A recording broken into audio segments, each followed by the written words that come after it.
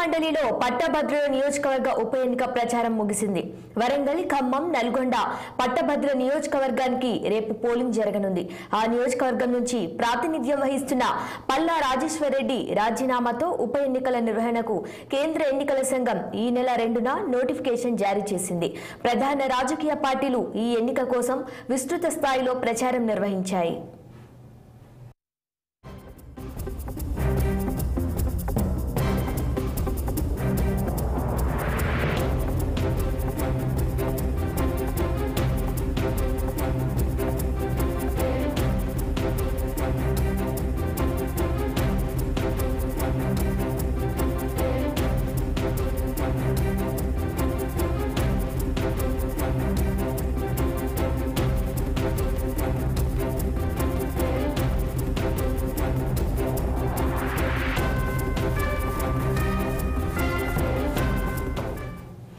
శాసన మండలిలో పట్టభద్రుల నియోజకవర్గ ఉప ఎన్నిక ప్రచారం ముగిసింది.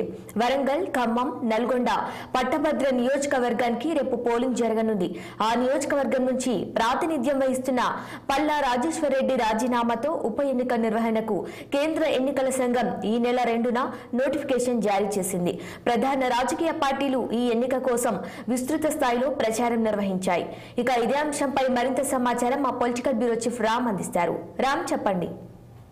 Good morning Shirisha. రేపు ఉమ్మడి నల్గొండ, వరంగల్, ఖమ్మం జిల్లాల పట్టభద్రుల ఎమ్మెల్సీ స్థానానికి ఉప ఎన్నిక జరుగుతుంది. ఈ ఉప ఎన్నిక ఉదయం 8 గంటల నుంచి సాయంత్రం 4 గంటల వరకు జరుగుతుంది. అయితే ఈ ఎన్నికల్లో ప్రధాన రాజకీయ పార్టీలైన కాంగ్రెస్, టీఆర్ఎస్, బీజేపీ అభ్యర్థులు పెద్ద ఎత్తున పోటీ పడుతున్నారు. ముఖ్యంగా ప్రస్తుత Jangaon MLA, TRS party MLA Palla Rajeshwari రాజీనామాతో వచ్చిన ఉప ఎన్నికలు మళ్ళీ టీఆర్ఎస్ పార్టీ తరఫున పోటీ చేస్తున్న ఏనుగుల రాజేశ్వరి నిరాధంగా దీన్ని ప్రవేశం చేసుకోవాలని చెప్పి విస్తృతంగా ప్రయత్నం చేస్తారు. మరోవైపు ఇటీవల అసెంబ్లీ ఎన్నికల్లో రాష్ట్రంలో అధికారంలోకి వచ్చిన కాంగ్రెస్ పార్టీ తరఫున తీర్మానం వలన చింతపల్లి నవీన్ కుమార్ ఈ రోజు పోటీ చేస్తున్నారు. కాబట్టి 3 జిల్లాల్లో కూడా కాంగ్రెస్ కు బలమైన సంఖ్య ఉంది. కాబట్టి అభ్యర్థుల సంఖ్య, ఎమ్మెల్యేల సంఖ్య ఖచ్చితంగా మాకే అనుకూలంగా ఉంటుందని చెప్పి తెలుస్తా ఉంది. అయితే మరోవైపు బీజేపీ కూడా గట్టి పోటీ పడడం కోసం పోటీ చేస్తా ఉంది. ఆ పార్టీ తరఫున గుజ్జుల ప్రేమేందర్ రెడ్డి పోటీ చేస్తుంది. అయితే దీనికి సంబంధించిన ఎన్నికల నిర్వాహకులంతా కూడా ఈ 3 జిల్లాలో